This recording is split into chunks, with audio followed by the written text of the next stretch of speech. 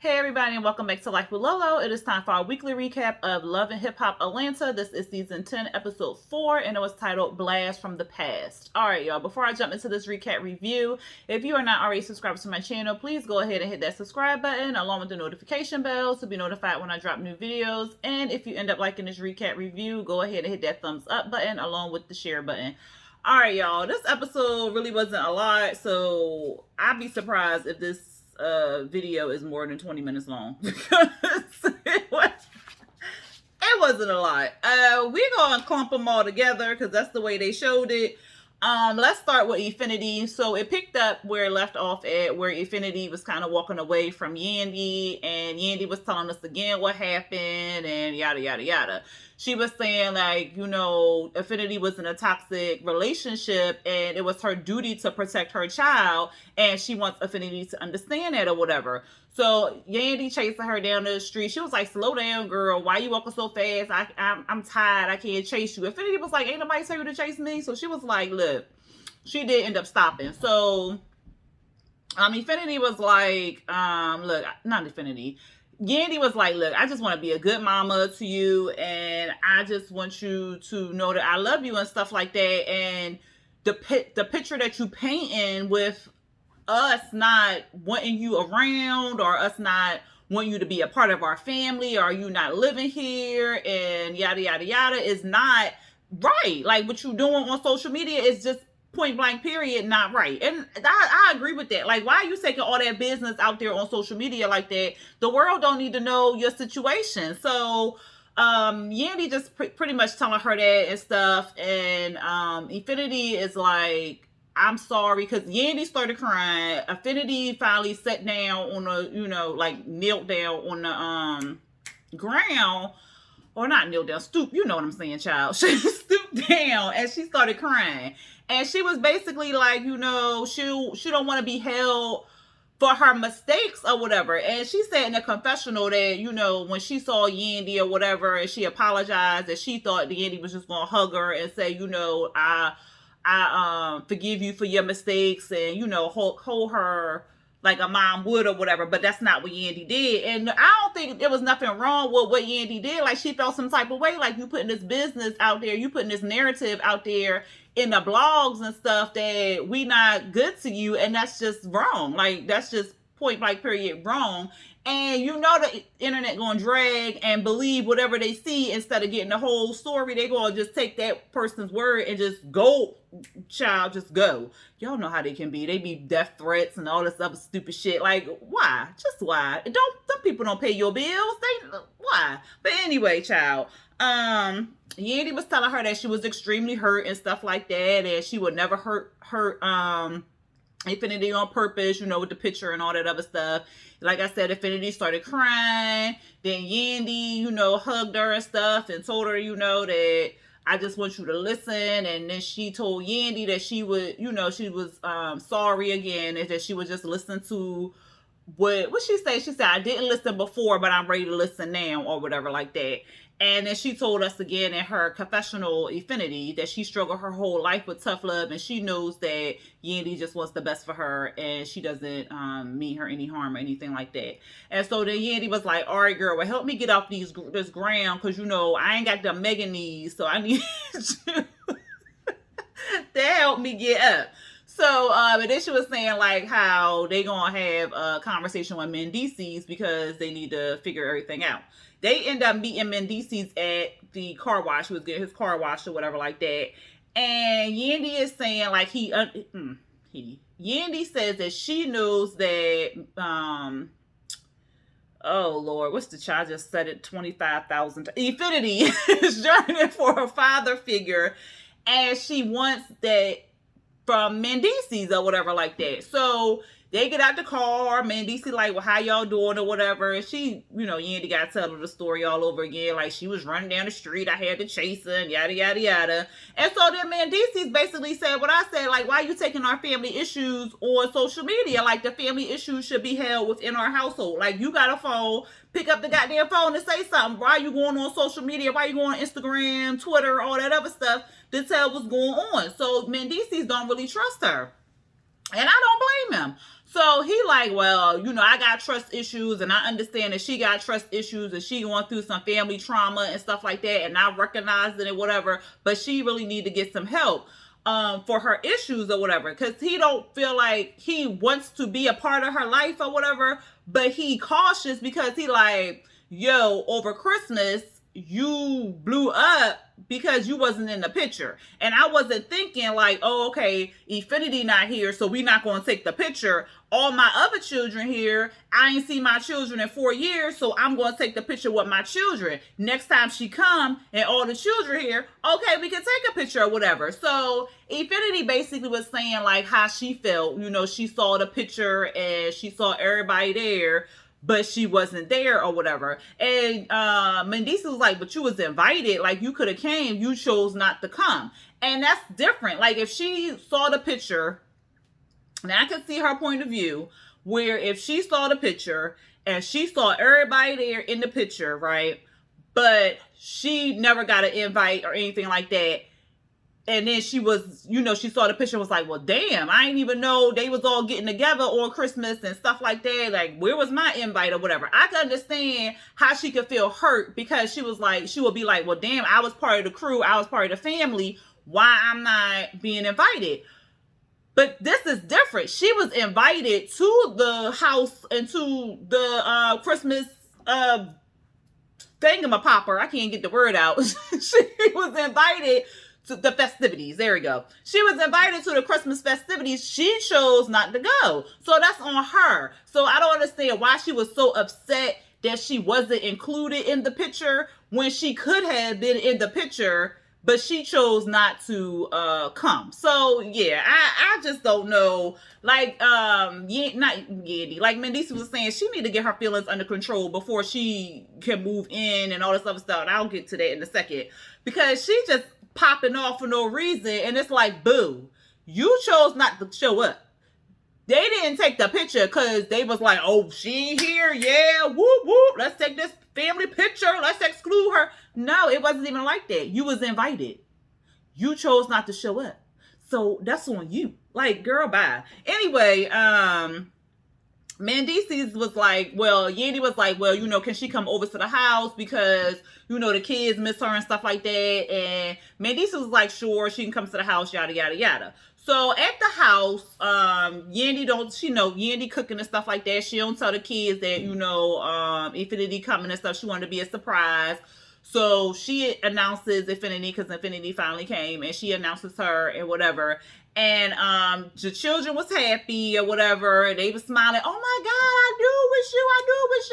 And Mendes is basically like, look, we got to set some boundaries and a level of respect before she can even still, come around here more frequently. And then one of the kids was like, well, how long you staying? She was like, I don't know. How long y'all want me to stay? And they was like, well, maybe a year. And she was like, oh, just a year? You don't want me to be here forever or something like that? And then Mendes is looking like, hold up. So then they send the kids off, and Mendes was like, yo, let's check. Like, a minute ago, y'all wasn't even talking, and now, we doing baby steps and stuff. You coming over here to see the children. That was the first step. But now it's like, you want to live here? So it's like, how long you plan on staying, like, or whatever. She was like, well, when I came down here, when I flew down here, I just wanted to get my family back and, get her family back or whatever. She didn't have any intentions on staying there or whatever. But now her family back, she want to stay as long as she can stay. And Mendes is like, look, we gonna have to talk about that, because like, I'm not gonna be walking on eggshells because I'm scared that you finna put something on social media or put a tell-all book or stuff. Because like a second ago, you was just talking about a tell-all book, but now what's tea? So yeah, they was just kind of like, they gonna have to talk about this and take baby steps and all that other stuff before she can move here. And like I said, Mendes was like, she gonna have to get some help, and I agree. Like, she needed therapy anyway. Like, because she came from a rough family situation, and then moved in because she was in foster care for a while. And was she in foster care, or was she in like a shelter or something? I can't remember where Yandy had found her at. But at any rate, she should have started getting therapy from that day. Like that day Yandy met her, she should have been put in some type of therapy and talk about her issues so she can work with that and stuff. And then especially working on the transition of moving in with Yandy and getting to know her family and stuff like that. She should have already been put in therapy or something. But like, who is me, child, to tell somebody what to do? Anyway, let's move on to Erika and Mendes. Not Mendes' child. What's that man name? Yeah, Erika and Safari. So we see Erika, she had an OBGYN visit with Dr. Jackie from Married to Medicine. And she basically said, like, she finally feels pregnant and stuff like that. And she was telling Dr. Jackie about Safari's reaction and stuff. And Dr. Jackie was like, well, what did you expect? And she was like, well, I expected him to be like, lift me up, swing me around, all this stuff. And she was like, well, you wasn't even all that excited after I told you. Like, you just stared at me for about 10 minutes. So why would you think he would do something different? She was like, well, yeah, because he walking around talking about something. He got postpartum and stuff and yada, yada, yada. She was like, well, is that what he's saying? She was like, yeah. So she started laughing. Dr. Jackson was like, well, why is you laughing? Like, men don't have the emotion, like the hormones that, leave their body or whatever like that after they have a baby, because they're not, having a baby. But they go through stuff, after they have a child, because it's different. It's a different adjustment, especially if it's their first child. They may be going through all these thoughts and all these feelings and stuff. And, but they don't voice it and they don't talk about it. So he could be going through these problems. She was like, oh, okay, well, okay. And so then they talk about the ultrasound and stuff, and everything was looking good with the baby. And then she found out what the sex of the baby was. So Erika at that time found out, but we ain't find out what the baby was. So then later on, at the end of the episode, we see Safari, he in his studio with the baby. He's singing to the baby and stuff like that. That baby is so cute. She comes in, Erika comes in or whatever, she all excited and stuff. And he was saying to us, like, he still can't believe he a father after like a year. So his reaction to Erika telling him probably won't change, because even with him being a father and the child is 1 year old, he still can't believe he a daddy. He's still looking like, damn, I'm somebody's father or whatever like that. So he's saying like his reaction is just going to be his reaction, and she just need to deal with it pretty much. Erika come in there and she started talking about her doctor's visit. And child, you can see this whole belly. And I didn't pick it up until I looked at, listened to Forest Rock's, or now it's just It's Rock's recap of last week. And child, I had to look back and think like, Erika did have a belly over there dancing and stuff like that. So how the hell he ain't realized she was pregnant? And even when she came into the studio, she had a little belly. Now, I know he ain't think that was pregnancy belly left over from the other baby. Like, come on now, because her belly is nice and round and tight. It's not like loose and jiggly. That's a tight belly. So he ain't know she was pregnant. But then again, she was saying like they was in separate rooms and they was just bypassing each other. So maybe he didn't recognize it, but at the party when she had on that tight Max's dress, like, girl. So at any rate, she says she finally feel like she pregnant and stuff like that, and she apologizes to him about his reaction and yada yada yada, and he feels vindicated and stuff. And she start asking him like, what kind of gender would you want the baby to be? If it was a girl, would you be upset? And he was like, he tells us like all his family is just girls. Like his sisters had girls, so all he got is nieces. He basically the only boy in the family. And he just want a boy to, pass on his name to, and yada, yada, yada. She getting all upset. I was like, she just seemed like she just want to argue. Because she was like, well, you need to be happy that I'm having a healthy baby and it's going to have 10 toes and 10 fingers. And, like, you just need to be happy about that. I said, girl, you just want to argue. Like, you just want to argue. And then she ended up telling him that he is having a boy. And then the same time she told him that he was having a boy. So, what is this? Safari? Is it Safari? I think that's how you say the baby name. I'm not sure. But, she had ended up pulling on his guitar and fell with the guitar. So, Erika Erika, she go pick up the guitar, the baby crying, of course. The guitar ain't fall on the baby. It probably like scared her that she was falling and then the guitar was falling on her, whatever. So she started crying. Erika all dramatic and shit. And then Safari, of course, he laughing because it was funny. It was funny. I would have laughed too. But I would have picked my baby up at the same time. I was laughing. But she getting mad because he picked the baby up. So, of course, she big mad and stuff. He was like, but she fine. She not hurt. Like, you just want to argue and be mad about something. And that was pretty much it. She was like, well, that was a real dickhead move you did and blah, blah, blah. I said, girl, you just want to argue. Just shut up. She irritates me.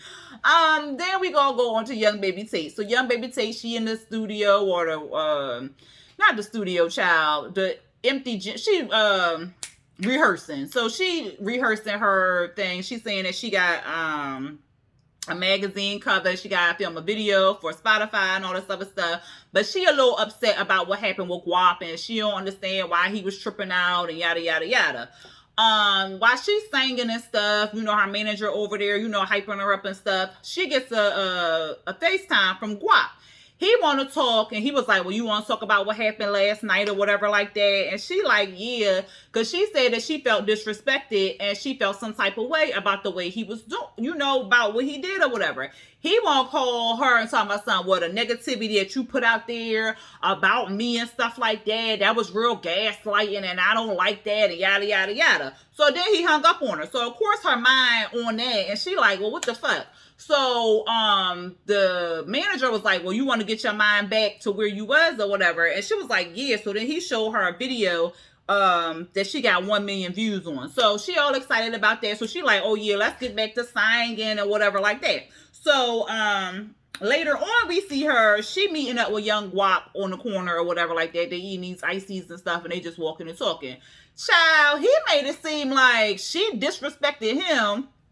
Cause he was all like, well, the way you was talking to me, I ain't never seen that side of you and stuff like that. And what happened at the house shouldn't have happened and stuff. And she wanted to put it on herself, saying like cause something, I don't really drink that much and I can't drink that much. So I feel like I was out of character and I just hope that he forgives me. I said, girl, a second ago, you were saying you felt disrespected by him, but now since he got an attitude about what you did, you talk about something, you sorry and all that stuff. I'm like, girl, what? Like, you need to use your voice. If he disrespected you, you need to let that man know that he disrespected you and he made you feel like a goddamn clown. That's why you did what you did. Don't let him in his feelings try to manipulate you to make it seem like you did something bad. Get the fuck out of here. He ain't even worth all that shit. At any rate, he basically was like, look, I like to kick it. I like you. I like being around you. I like fucking you and stuff. But I think we should just keep it at that.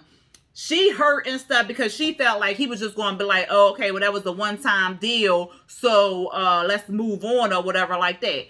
And he was like, he done. And then he peaced out and walked down the street. I was like, so is you saying you want to just keep it as friends or you done? Like, what child by? I'm just like, girl, if you don't move on from this immature ass nigga, like, get the fuck out of here. You mad because you was disrespecting her? What the fuck? Anyway, that's why I don't mess with no goddamn niggas. Anyway, I'm sorry. All right, last but not least, we see Rashida. She's showing us the little video she made, press and stuff, you know, her promo stuff. Her mama come in, Miss Shirlene, she come in there, she said that she ain't seen her mama in a couple months. She happy to see her mama. And her mama was like, well, you know, today Booby's birthday or whatever. She was like, oh yeah, that is her birthday. Today is her birthday or whatever. You know, I usually just do a little happy birthday and stuff like that. We find out that Booby is her older sister. So she got an older sister and her name Booby, but the relationship is real strained. They was close when they was younger or whatever like that, but her sister, they never did say how much older her sister is than her, but her sister is way older than her, and it's a strain there. But it's also a strain because the sister always seems to want money from Rashida. So Rashida tells us she got her car, she got her houses, she done carried her, and Rashida says she feel like an ATM machine to her sister or whatever. Her mama was like, well, I done carried her for about 40 years. So Rashida was like, well, look like I done carried her for about the last 10. Miss Charlene, she getting the confessional, and child, she look old. She look older than, I mean, she old, but compared to the scenes and the confessional, she looked way older in them confessionals. I was like, ooh, child. But anyway, the mom tells us that she done fired Booby about 3 times because she was stealing. And she was like, when she pop up in my head, you know, I reach out to her. I said, damn, not when she pop up in your head. Like, that's your child. The fuck? Like, that just rubbed me all the way the wrong way. But anyway, Miss Charlene want to have a birthday party for Booby. Of course, she want to do it at the bistro because, like, where else she going to have it for free? Anyway, we see Rashida. She goes to the next press because they opened up a new press in Atlanta and stuff like that. Kirk there with Carter. Carter saying he want to go to regular school, child. That's what my children saying. And you know what? In August, they shall be going. Peace. She tells Kirk what happened with the mama. And she like, you know, she want to throw a dinner party for her at the bistro. So Kirk like, oh, wow. And I bet you they ain't throwing in no type of donations or nothing like that. I'm just giving stuff away for free. I said, duh, it's family. What did you think? So then they were saying like, you know, how she always be using and stuff. The same thing she had already told us when she was talking to Miss Charlene. And she was saying like it get draining to just keep being, for somebody wanting something or whatever. And Kirk was like, you know what, I'm just going to mind my business. I said, that's your best bet. So at the bistro, later on, it's real intimate. We got the auntie there. We got the grandmom there. We got Miss Charlene there. We got Kirk Jr., Carter there. Of course, Rashida there. And of course, Kirk was there. And then Booby, she arrives there to the party. She all excited and stuff like that. Rashida bring up, well, you know, when Mama had said that, you know, she was going to throw you a birthday party, I was kind of surprised. She was like, yeah, I was too, because she didn't do nothing for my 50th. Miss Shirley like, look, don't be with that bullshit. I did something for you. You did something for me the next day. You took me out to brunch. But I did something for you with that shit. You with that shit. I said, Lord. So then they start talking about how they was real close as children and stuff. And it was the 3 amigos, Miss Charlene, Booby, and Rashida. But then, you know, as they grew up, they kind of went apart or whatever like that. They start talking about the issues and whatnot. And basically, it went down to Booby feel left out. She feel like she ain't a part of Rashida's life. She feel like Rashida more closer to her friends. And Rashida was like, well, I invite you to every event I have, but you don't want to come to most of them. And then when you do come to something, you sitting in the corner looking all stupid in the face. So like interact and be, or don't come at all. So she was like, I guess. So she was like, well, you know, I want to call you and reach out to you and ask you, you know, when I ask you what you're doing, and you be like, I'll be going on an errand. I want to say, can I go on an errand with you? But I be feeling like you too busy. Rashida was like, well, just say you want to come on an errand with me, girl. Like, let's not make it more than what it is. So they basically hugged it out and they loving each other and stuff like that. And that's pretty much it. Miss Charlene told us that Booby was pretty emotional. She real sensitive. I said, ugh, don't call nobody sensitive. That's disrespect to me. I hate that fucking word. That irritates the shit out of me. Because just because I'm emotional and stuff like that, don't mean I'm goddamn sensitive. Like, ugh. Anyway, y'all, that was the episode. Oh, look, 23 minutes. That was the episode. Y'all let me know what y'all thought about this episode. I wish they'd give us a little bit more spice or whatever. It looked like it might be a little something next week, but we shall see. Anyway, y'all let me know what y'all felt about it down there in them comments. If you ended up liking this recap review, go ahead and hit me with that thumbs up button along with the share button. And if you're not subscribed to my channel, please go ahead and hit that subscribe button along with the notification bell. All right, y'all. Until next time. Peace.